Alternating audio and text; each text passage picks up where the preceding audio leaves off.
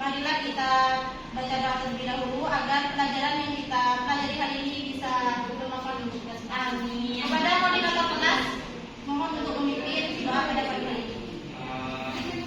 Baik, sebelum kita mulai pelajaran, marilah kita baca doa bersama-sama. Doa dimulai. Doa selesai. Baik, pada kesempatan kali ini kan minggu lalu kalian sudah belajar tentang teks narasi, teks eksposisi dan lain sebagainya. Jadi pada kesempatan kali ini kita akan belajar. Baik, kita pada pagi hari ini akan belajar tentang teks berita. Sebelum itu, apakah dari kalian ada yang tahu teks berita itu seperti apa? Tahu. Seperti koran-koran itu. Lebih rinci, teks berita itu apa definisinya? Teks yang menyampaikan kabar atau informasi mengenai peristiwa faktual dan aktual kepada masyarakat. Baik, teks berita itu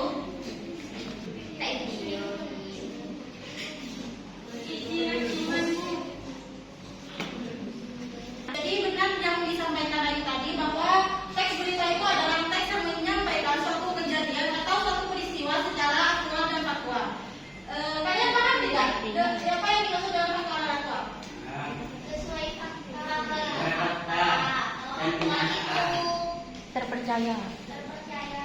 Bisa dipercaya gitu sebenarnya. Fakta itu berdasarkan fakta. Kalau fakta itu Terkini, sekarang. ya betul. Jadi teks berita itu harus faktual dan aktual. Di mana faktual di sini contohnya itu kan ini sesuai dengan fakta-fakta. Kalian pernah lihat berita-berita di televisi enggak? Pernah. Kan itu di berita-berita pasti ada narasumber yang diminta keterangan tentang itu. Ya. Apa yang terjadi waktu itu. Ya. Sedangkan kalau aktual di sini yaitu beritanya itu harus yang terkini. Jadi di sini aktual ini di mana beritanya itu harus segera mungkin Yang sekarang ya dipublish, yang sekarang terjadi, populer. Jadi, kalau aktual itu tidak mungkin berita yang pasti. Ya. Baik, selanjutnya itu tujuan berita. Tujuan berita di sini yaitu untuk menginformasikan berita terkini dan terpercaya untuk masyarakat, di mana berita tersebut juga membantu kita untuk lebih berhati-hati. Ada yang paham dengan maksud berita ini kali ini? Ada yang paham? Paham. Bagaimana? Berita juga membantu kita untuk lebih berhati-hati. Artinya kita harus menyaring berita tersebut untuk sebelum disebarluaskan agar publik yang mendengarnya itu tidak salah menanggapi dan bisa jadi berita tersebut berita hoax. Masuk. Ya, itu juga masuk dalam. Nah, tapi di sini kita lebih ke teks berita, bukan apa itu berita. Ya. Jadi di sini itu masuk dari berita juga membantu kita untuk lebih berhati-hati. Misalnya gini, kan misalnya di Pamekasan itu terjadi banjir. Banjir apa itu kecelakaan? Banjir. Ya, banjir. Nah, di Pamekasan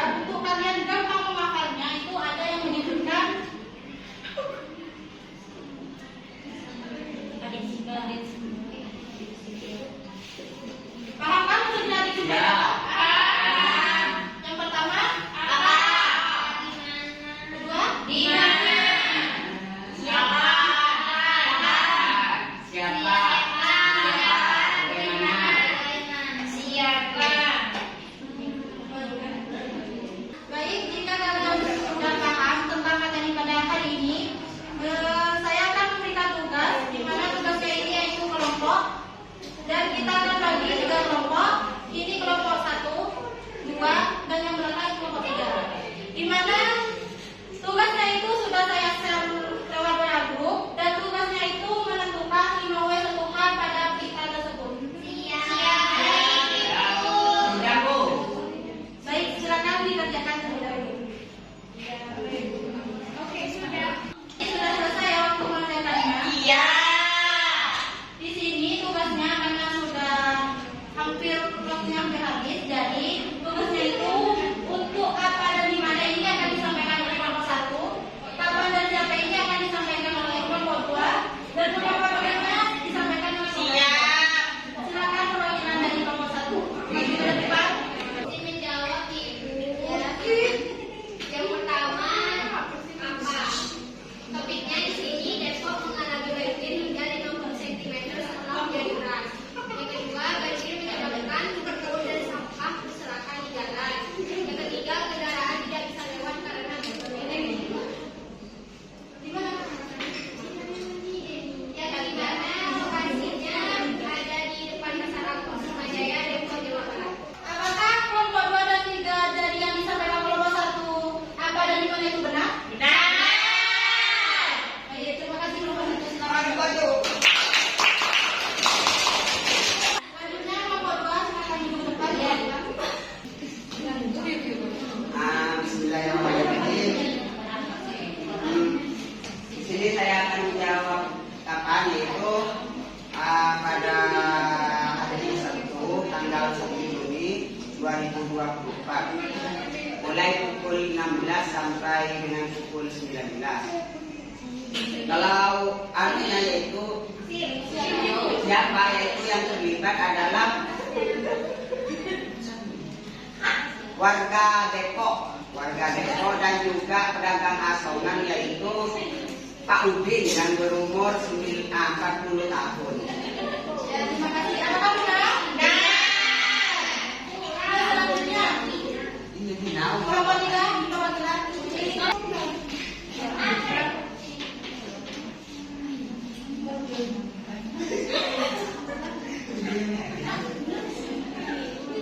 Baik, di sini mengapanya, yaitu penyebab banjir adalah kali yang penyebab banjir adalah kali yang mampet karena bahannya sampah dan bangunan yang membuat kali menjadi sempit. Lalu bagaimananya, yaitu air mulai mengenang sejak sore dan baru surut setelah maghrib. Dan warga berharap pemerintah Kota Depok mengambil tindakan untuk membersihkan dan memperlebar kali agar banjir tidak terjadi lagi. Betul?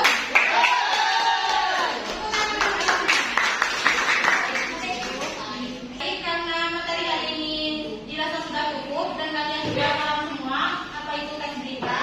Untuk minggu depan Ibu akan kasih penugasan. Di sini penugasannya itu individu, tidak kelompok lagi. Jadi setiap orang itu harus menentukan teks unsur-unsur teks berita. Nanti Ibu akan sharing beritanya. Baik. Karena materi kita sudah selesai. Apakah di sini masuk semua? Masuk. Semua? Tidak, Ibu, lagi Mbak. Ada yang isi? Ada. Ramalan? 2. Bunila. Nani, Ibu, sama Hiba sakit. Oke, semoga yang sakit cepat sembuh. Amin, ya Rabbal Alamin. Baik, mungkin itu saja penyampaian dari Ibu pada pagi hari ini. Kurang dan lebihnya kita ketemu minggu depan. Akhirnya, Assalamualaikum warahmatullahi wabarakatuh. Waalaikumsalam. Baik, assalamualaikum warahmatullahi wabarakatuh. Perkenalkan, nama saya Dayu Anizaikan Putri.